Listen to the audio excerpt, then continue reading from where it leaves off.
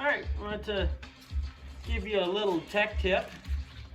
What I got here are transmission cooler lines. Where's my camera? There's my camera. See? So this is a chunk of it. And what I'm going to do is clean it up so that I can use a compression union on it. So let me get this on here. Get her like somewhat tight. There. Like so, and then you just start off slow and eventually just give her the beans. Give her the old polish.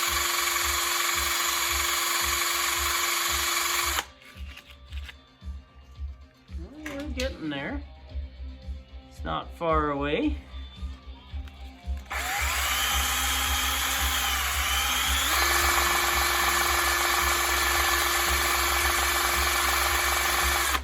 Ooh, it's a little warm though. Yeah, and I touch it right away. So there we go. It's kind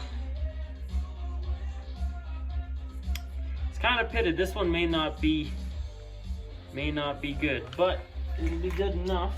And then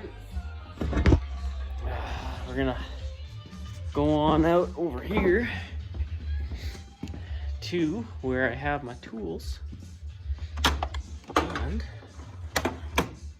get this handy dandy little pipe cutter. I'm looking at the wrong end of the camera.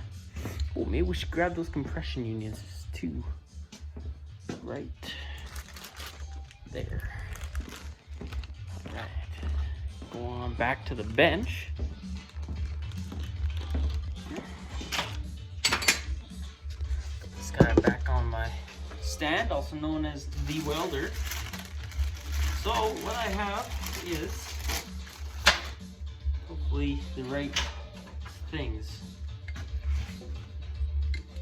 You know, I'm gonna do a powered pipe cutter. Right, meow.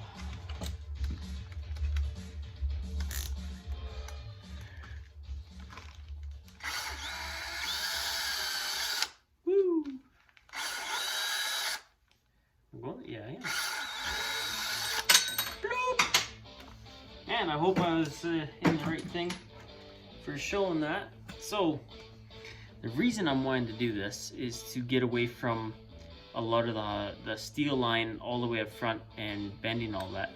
Now this is a compression union and 3/8 NPT, National Pipe Thread, and this is for a 1/2 inch barb, and it is push lock, so you actually don't need sealant, but we're going to use sealant on here.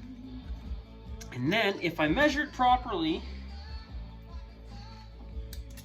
which it seems I did, you put this in the ferrule. There we go. I'm not gonna crank it down because I'm not there yet, but crank her all down and what you'll get is a transmission line that you can put rubber hose on right at the transmission.